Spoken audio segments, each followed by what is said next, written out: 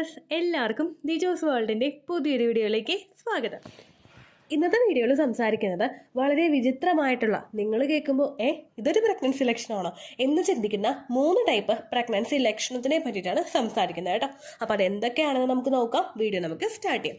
തുടക്കത്തിൽ തന്നെ പറയട്ടെ, ഇങ്ങനെയുള്ള പ്രഗ്നൻസി ലക്ഷണങ്ങളെ പറ്റിയിട്ട് വീഡിയോസ് ചെയ്യുന്നുണ്ടെങ്കിലും യാതൊരു തരത്തിലുള്ള പ്രഗ്നൻസി ലക്ഷണവും ഇല്ലാതെ പ്രഗ്നന്റ് ആകുന്ന ഒരുപാട് പേരുണ്ട്.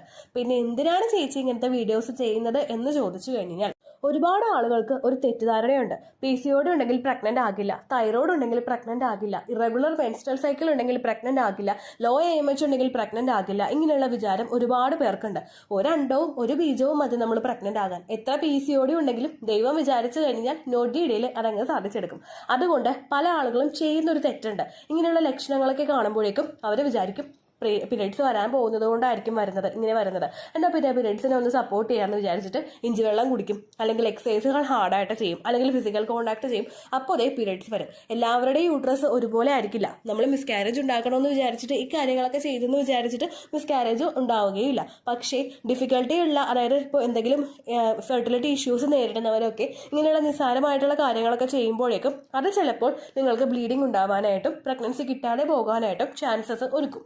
അങ്ങനെയുള്ള ആളുകൾ ഈ ലക്ഷണങ്ങളൊക്കെ ഒന്ന് ശ്രദ്ധിക്കുന്നത് നല്ലതായിരിക്കും. പീരിയഡ്സിന് മാത്രമല്ല, പ്രഗ്നൻസി സമയത്തും ഈ ലക്ഷണങ്ങൾ ഉണ്ടാകും എന്നൊരു അവബോധം ഉണ്ടാക്കാൻ വേണ്ടിയിട്ടാണ് ഇങ്ങനെയുള്ള വീഡിയോസ് ഒക്കെ ചെയ്യുന്നത് കേട്ടോ. ഇതിനാരും പേഴ്സണലായിട്ട് എടുക്കണ്ട. വീഡിയോസ് കാണുന്നുണ്ടെങ്കിൽ കാണുക, ജസ്റ്റ് അത് വിടുക.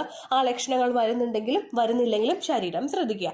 അതുപോലെ തന്നെ എക്സ്പെക്റ്റഡ് പീരിയഡ് ഡേറ്റിൽ ബ്ലീഡിങ് വരുന്നുണ്ടോ എന്ന് നോക്കുക. ബ്ലീഡിങ് കുറവാണ് പോകുന്നതെങ്കിൽ, അതായത് പ്രീവിയസ് മന്ത് നിങ്ങൾക്ക് ഉണ്ടായതിനെ അപേക്ഷിച്ച് ബ്ലീഡിങ് വളരെ കുറവാണെങ്കിൽ കാർഡ് മേടിച്ചിട്ട് 5 ദിവസമെങ്കിലും കഴിഞ്ഞ് രാവിലെ ആദ്യത്തെ യൂറിൻ എടുത്തിട്ട് നിങ്ങൾ പ്രഗ്നൻസി ടെസ്റ്റ് ചെയ്ത് നോക്കുക കേട്ടോ. അപ്പോൾ ഈ ലക്ഷണങ്ങൾ എന്തൊക്കെയാണെന്ന് നമുക്ക് നോക്കാം. വീഡിയോ നമുക്ക് സ്റ്റാർട്ട് ചെയ്യാം. ഏറ്റവും ആദ്യത്തെ 2 ലക്ഷണങ്ങൾ ഉണ്ടാകുന്നത് നിങ്ങളുടെ വായയുടെ അകത്താണ്. ഏറ്റവും ആദ്യത്തേതെന്ന് പറയുന്നത് മോണയ്ക്ക് നമുക്ക് അനുഭവപ്പെടുന്ന വേദന. രണ്ടാമത്തേതെന്ന് പറയുന്നത് മോണയിൽ നമുക്കുണ്ടാവുന്ന ബ്ലീഡിങ്. ഇത് രണ്ടും പല്ലുവേദന ഉണ്ടാകുമ്പോൾ നമുക്കുണ്ടാവുന്ന ലക്ഷണങ്ങളാണ്. ഇത് പ്രഗ്നൻസി ലക്ഷണമാണോ എന്ന് ചോദിച്ചു കഴിഞ്ഞാൽ തീർച്ചയായിട്ടും പ്രഗ്നന്റ് ആകുന്ന സമയത്ത് നമ്മളുടെ ശരീരത്തിലെ ഓരോ ഭാഗത്തും ആ പ്രഗ്നൻസി ഹോർമോൺസ് കൂടുന്നത് കൊണ്ടുള്ള വ്യത്യാസങ്ങളും കുഞ്ഞ് വളരുന്നത് കൊണ്ടുള്ള വ്യത്യാസങ്ങളും കാണാനായിട്ടും നമുക്ക് നേരിട്ട് ഫേസ് ചെയ്യാനായിട്ടും ഒക്കെ സാധിക്കും. ഇവിടെ നമുക്ക് ഗമ്മിൽ പെയിനും ഗമ്മിൽ ബ്ലീഡിങ്ങും ഉണ്ടാകുന്നത് ഇതുപോലെ പ്രഗ്നൻസി ഹോർമോൺസ് ഇൻക്രീസ് ആകുന്നത് കൊണ്ടാണ്. പ്രഗ്നന്റ് ആകുന്ന സമയത്ത് നമ്മളിൽ ഒരുപാട് ഹോർമോൺസിന്റെ ഹൈക്ക് വരുന്നുണ്ട്. നോർമലായിട്ട് പോയിക്കൊണ്ടിരുന്ന വെച്ചാൽ പല ഹോർമോൺസും ഇൻക്രീസ് ആകും, പലതിന്റെ പ്രവർത്തനങ്ങൾ റിഡ്യൂസ് ആകും. ഇങ്ങനെ പല പല ആക്ടിവിറ്റീസ് ശരീരത്തിൽ ഉണ്ടാകുന്നുണ്ട്.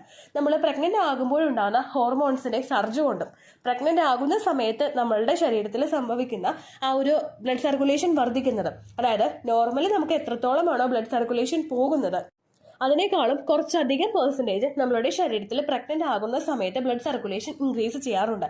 ഇങ്ങനെ സർക്കുലേഷൻ ഉണ്ടാകുന്നതിന്റെ ഭാഗമായിട്ട് നിങ്ങളുടെ മോണയും അതുപോലെ ശരീരത്തിലെ ഓരോ അവയവങ്ങളും സെൻസിറ്റീവ് ആയി പോകും. അതായത് ജസ്റ്റ് ഒന്ന് തൊട്ടാൽ തന്നെ വേദന അനുഭവപ്പെടുന്ന ഒരവസ്ഥ, അതാണ് സെൻസിറ്റീവ് ആവുക. അങ്ങനെ ആവുന്നതിന്റെ ഭാഗമായിട്ടും നിങ്ങൾക്ക് മോണയിൽ വേദനയും അതുപോലെ ഗമ്മില് ബ്ലീഡിങ്ങും ഉണ്ടാകാനായിട്ട് ചാൻസ് ഉണ്ട്. അതുപോലെ തന്നെ പ്രഗ്നന്റ് ആകുന്ന സമയം നമ്മളുടെ ശരീരത്തിലെ ക്യാവിറ്റീസ് കൂടുതലായിട്ട് ഫോം ചെയ്യാനായിട്ട് ചാൻസ് ഉള്ള സമയമാണ്.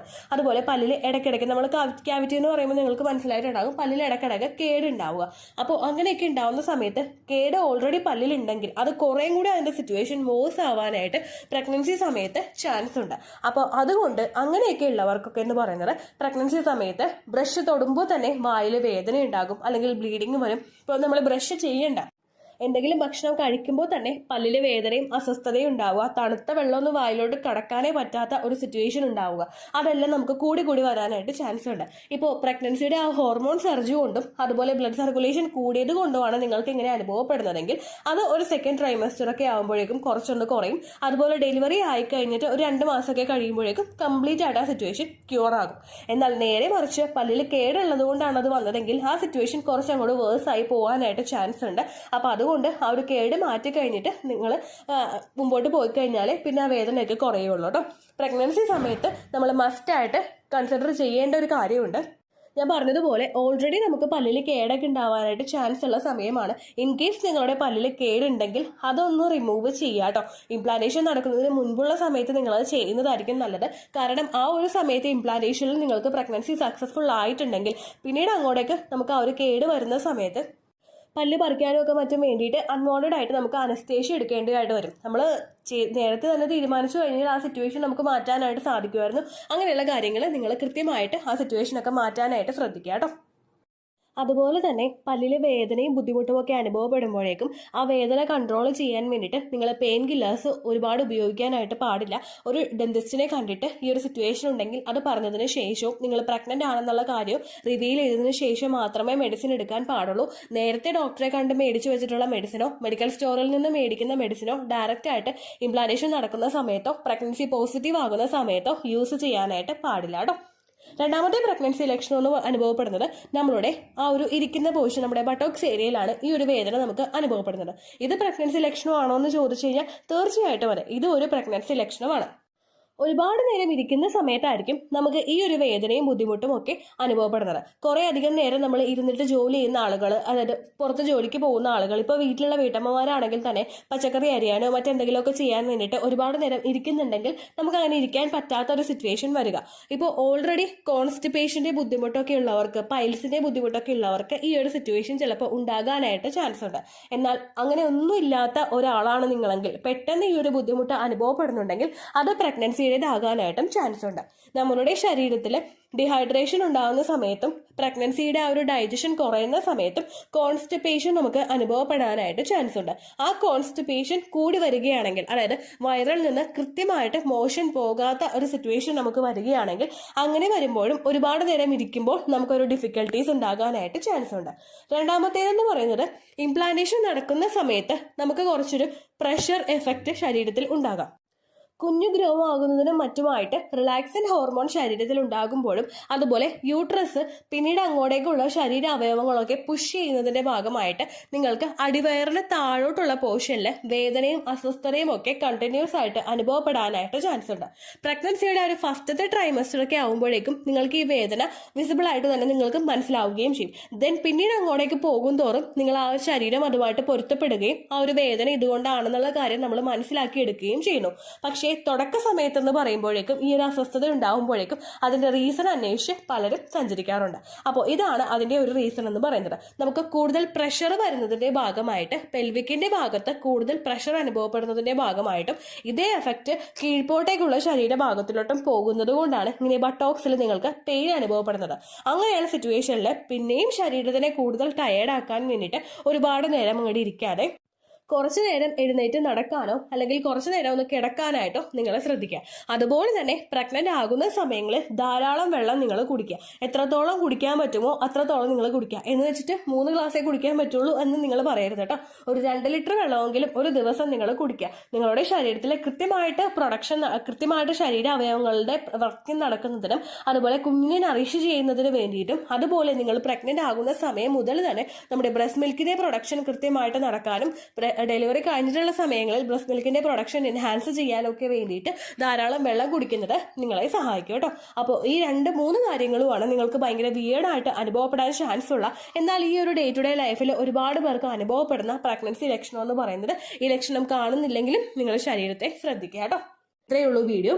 യൂസ്ഫുൾ ആയി കാണുമെന്ന് വിശ്വസിക്കുന്നു. യൂസ്ഫുൾ ആവുന്നുണ്ടെങ്കിൽ ലൈക്ക് ചെയ്യുക, ഫ്രണ്ട്സിനൊക്കെ ഷെയർ ചെയ്ത് കൊടുക്കുക കേട്ടോ.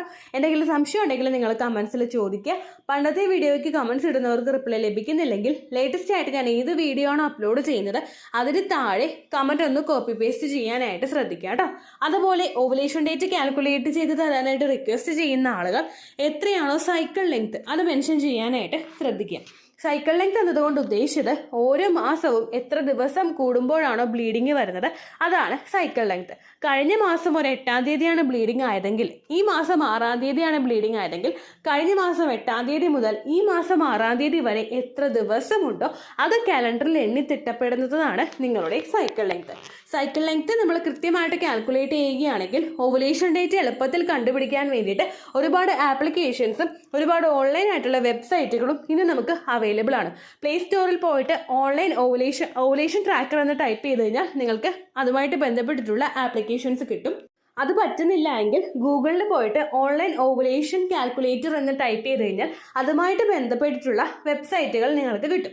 അതിൽ നിങ്ങളുടെ ലാസ്റ്റ് മന്തിലെ മെൻസ്ട്രേഷൻ്റെ ഡേറ്റും ഒപ്പം ഞാൻ ഈ പറഞ്ഞ രീതിക്ക് നിങ്ങൾ കാൽക്കുലേറ്റ് ചെയ്യുന്ന സൈക്കിൾ ലെങ്ത്തും എൻ്റർ ചെയ്ത് കൊടുക്കുകയാണെങ്കിൽ നിങ്ങൾക്ക് കൃത്യമായിട്ട് ഓവുലേഷൻ ഡേറ്റ് കണ്ടുപിടിക്കാനായിട്ട് സാധിക്കും. ഫെർട്ടൈൽ ടൈം പീരീഡും നിങ്ങൾക്ക് കിട്ടും. അതായത് എത്ര ദിവസം മുതൽ കോൺടാക്ട് ചെയ്ത് തുടങ്ങിക്കഴിഞ്ഞാൽ നിങ്ങൾ പ്രഗ്നൻ്റ് ആകും എന്നുള്ളൊരു ഡേറ്റും നിങ്ങൾക്ക് പ്രോപ്പറായിട്ട് കിട്ടും കേട്ടോ. ഇത് കാൽക്കുലേറ്റ് ചെയ്യുന്ന സമയത്ത്, സൈക്കിൾ ലെങ്ത് കാൽക്കുലേറ്റ് ചെയ്യുന്ന സമയത്ത് നിങ്ങളുടെ ആ ഒരു കലണ്ടറിൽ നോക്കി തന്നെ നിങ്ങൾ കാൽക്കുലേറ്റ് ചെയ്യുക. പല മാസങ്ങളിലും 30-31 ദിവസമുണ്ട്, അതുകൊണ്ടാണ് അങ്ങനെ പറഞ്ഞത്. ഒപ്പം നിങ്ങൾക്ക് ബ്ലീഡിങ് തുടങ്ങിയ ദിവസത്തിന് വേണം നിങ്ങൾ ഡേ 1 ആയിട്ട് എടുക്കാൻ വേണ്ടിയിട്ട്. സ്പോട്ടിങ് തുടങ്ങിയ ദിവസത്തിനെ, അതായത് ചെറുതായിട്ട് ഡിസ്ചാർജ് പോയി തുടങ്ങിയ ദിവസത്തിനെ നിങ്ങൾ കൺസിഡർ ചെയ്യേണ്ട ആവശ്യം ഇല്ല കേട്ടോ. അപ്പോൾ ഇത്രയേ ഉള്ളൂ വീഡിയോ. അടുത്തൊരു വീഡിയോ ആയിട്ട് നമുക്ക് വീണ്ടും കാണാം. ബൈ.